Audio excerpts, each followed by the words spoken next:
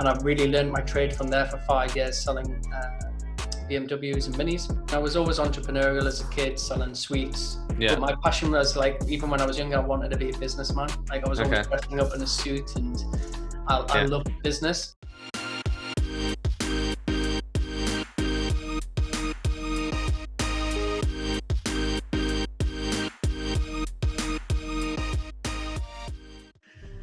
Welcome to the Recruitment Rollercoaster Podcast. My name is Hishem Azzouz. Today, I'm really excited to finally be joined by James Blackwell, who is the CEO of a recruitment business called Ronald James Group, and they are the leading digital and tech recruitment business that are based in the Northeast. And they have 13 staff currently. He's built this business into a 7-figure business in 4 years. And James, you're a young recruitment entrepreneur, so I'm excited to have you on here. We've been speaking a little while. Good to finally have you on. How are you? I'm very well, Hishem. Thanks very much for inviting me on.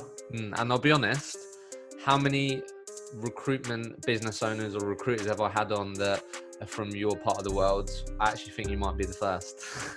Really? Yeah, I can imagine so. How did James Blackwell into the lovely world of recruitment? How did that happen?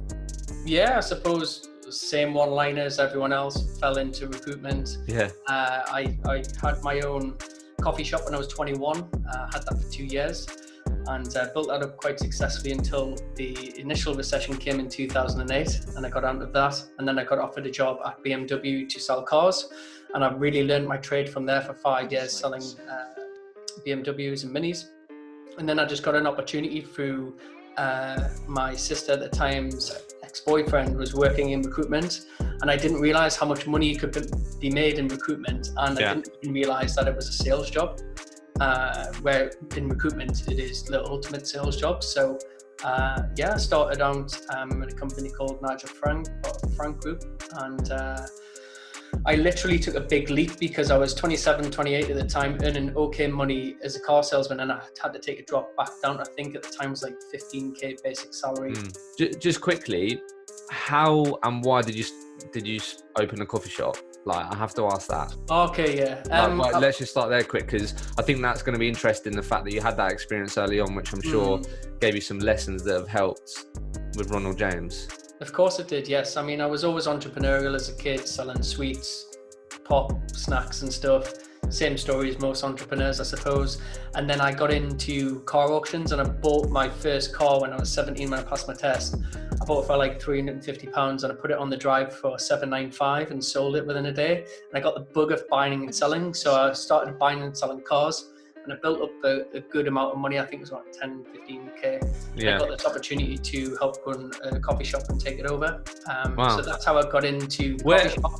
Where did this entrepreneurial mindset, where did that come from? Because that's not a typical, I know, you hear that a lot from entrepreneurs, are selling stuff, blah blah blah, and I had a bit of that, but I definitely didn't have didn't go through do things like that you said. But like, where did that come from? What environment were you brought up in?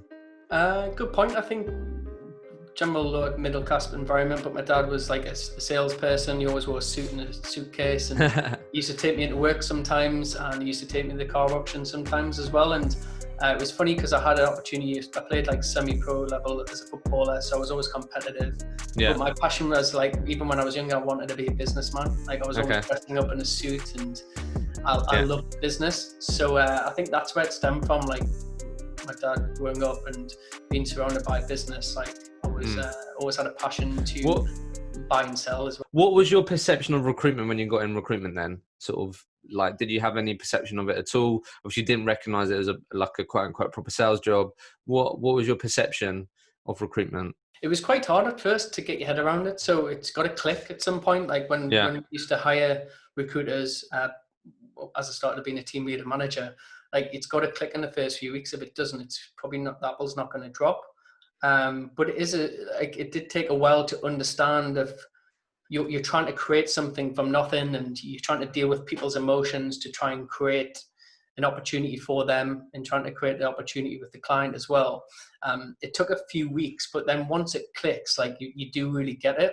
But it's as simple as, obviously, you get a candidate and client, you match them together. But in reality, when you're actually doing it, you need to understand it first and speak to the market and understand. Following the scripts was a big thing for me as well. Like that gave you a pivot and an anchor to actually follow just a process, and then things start dripping in and falling into place. Oh, I understand why I asked those questions now. Yeah. I understand it's not just about getting the candidate and putting them into a company. You have to understand the why and the reason behind it. And there's a lot of complexities to when you peel it back of like how you actually make a placement. Okay. So yeah.